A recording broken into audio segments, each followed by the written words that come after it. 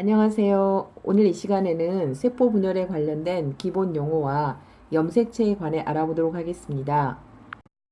세포 분열은 세포가 자라난 다음 둘로 나눠지는 과정입니다. 우리 몸에서는 세포 분열의 결과를 생장으로 확인할 수 있습니다. 여러분의 키가 커지거나 손톱이 길어지거나 하는 것이 모두 세포 분열의 결과입니다.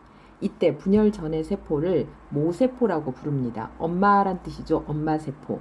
그리고 분열 후 새로 생긴 두 개의 세포를 우리는 딸세포다 이렇게 불러줍니다.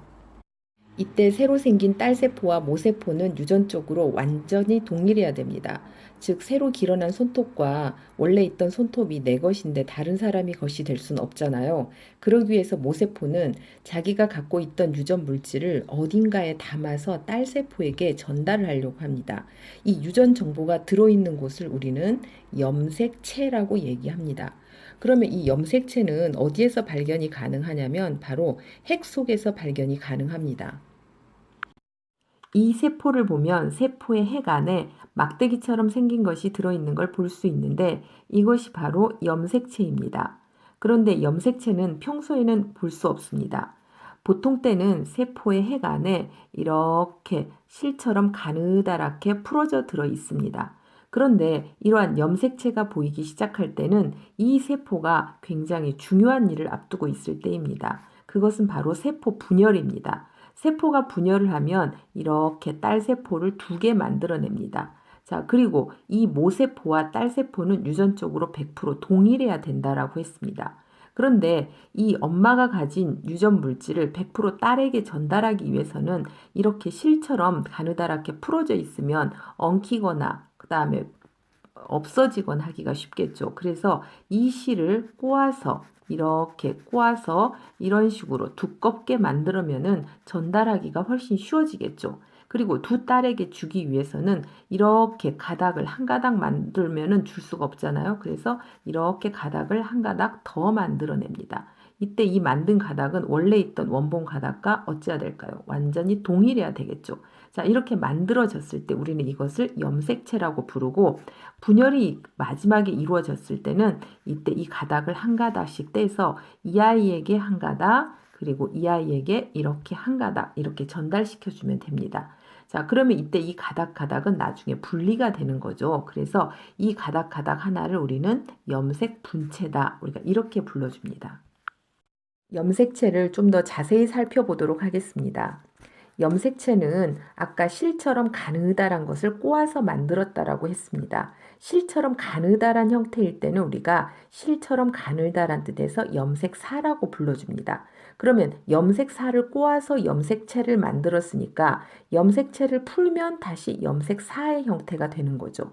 그리고 이 염색사는 우리에 대한 유전 정보가 담겨 있는 DNA와 그리고 단백질로 이루어져 있습니다. 이번에는 사람의 염색체 특징에 대해 알아보도록 하겠습니다.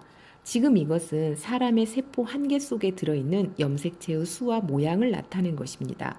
자, 일단 사람의 염색체 수는 모두 몇 개입니까? 잘 세어보면 46개인 게 보이죠. 자, 그리고 지금 이 염색체를 번호를 매겨서 배열을 했는데 어떤 규칙을 갖고 배열한 게 눈에 보이죠. 자, 어떤 규칙으로 배열했습니까? 자, 일단 앞에 있는 것들이 크기가 큰 것들이죠. 자, 그리고 1번 염색체를 살펴보면은 두 염색체가 어떻습니까? 두 염색체가 크기랑 모양이 서로 어떻습니까? 매우 쌍둥이처럼 닮아 있죠. 그렇죠? 그래서 크기와 모양이 닮아 있어요.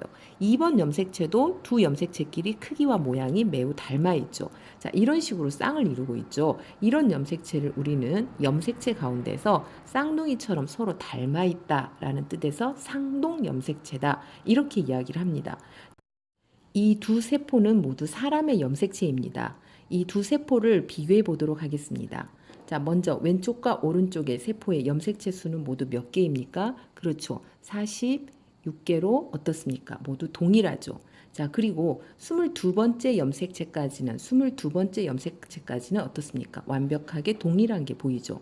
그럼 차이가 나는 건 몇 번째 염색체입니까? 그렇죠. 바로 이 23번째 염색체가 서로 다르죠. 자, 왼쪽의 세포는 커다란 X 염색체를 두 개 가지고 있고 오른쪽의 세포는 커다란 X 염색체와 작은 Y 염색체 하나를 가지고 있는 게 보이죠. 자, 왼쪽처럼 커다란 X 염색체 두 개를 가지고 있는 사람은 바로 성이 바로 여자인 사람입니다.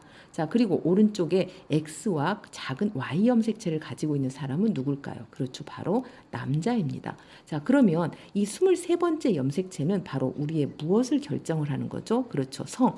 남자인지 여자인지 하는 성을 결정하기 때문에 이 염색체를 우리는 성염색체다. 우리가 이렇게 이야기를 합니다.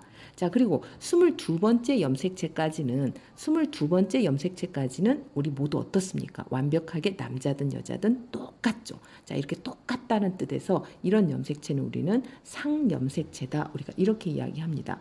자, 그리고 우리 인간은 자, 이렇게 모양과 크기가 서로 닮은 염색체를 무엇이라고 했죠? 상동이라고 얘기했죠. 자, 상동 염색체 46개를 가지고 있습니다.